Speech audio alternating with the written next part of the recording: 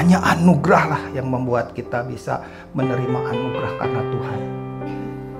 Ada orang merasa benar, belum tentu kebenaranmu itu sesuai dengan kebenaran dari Tuhan.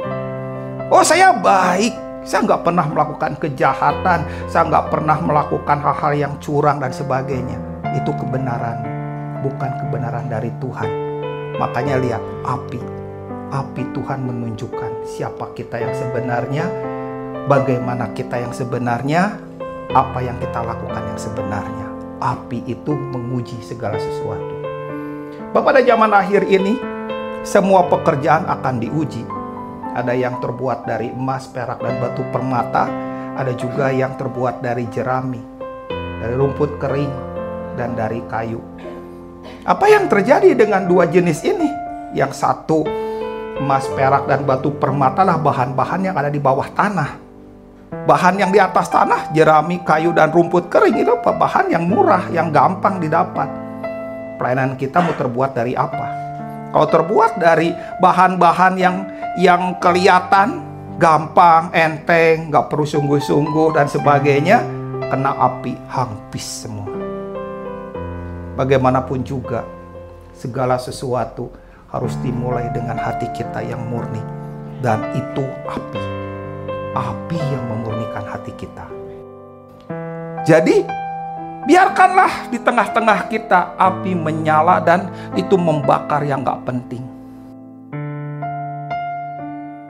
Segala kemurnian, api itu setelah membakar sampah, itu akan membakar korban. Api yang ada di luar, itu akan membakar sampah. Semua kotoran, semua yang tidak dibutuhkan, itu akan menyala dan itu asapnya ngebul kemana-mana. Itu adalah api yang ada di luar bait suci. Tapi api yang di dalam bait suci, itu api membakar dupa.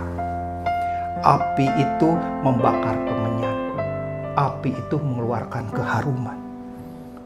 Artinya, api yang pertama akan membakar sampah hidup kita. Sampah yang ada dalam hati kita, itu akan membakar semuanya. Coba pertanyaannya, ada orang yang mau membakar lalu menarik lagi, membakar seperti orang bakar sate atau lagi bikin barbecue. Nggak begitu.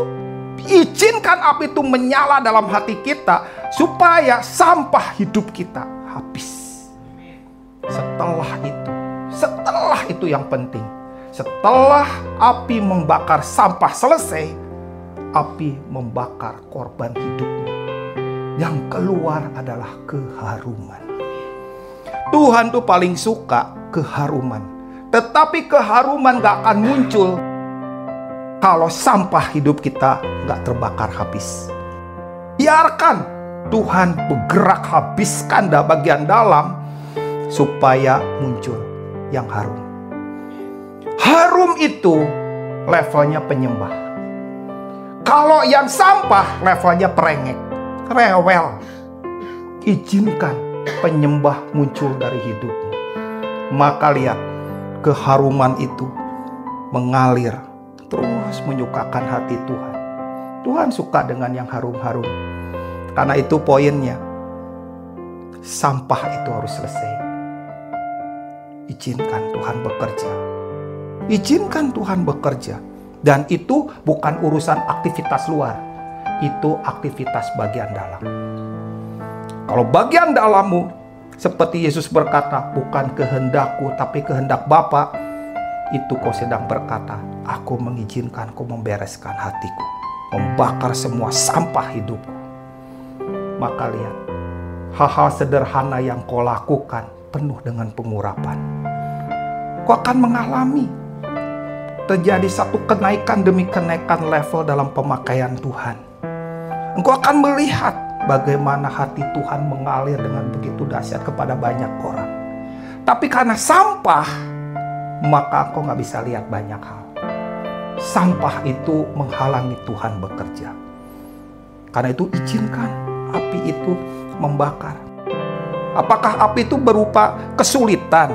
Apakah berupa kesusahan? Berupa kesengsaraan? Berupa masalah? Iya. Tapi itu akan menghabisi semua sampah. Ujungnya, orang yang sudah keluar dari api itu, engkau menjadi bersih. Ujungnya, orang yang ketemu dengan orang yang sudah bersih, dalam hati, aku tahu Tuhan bekerja dalam hidupnya.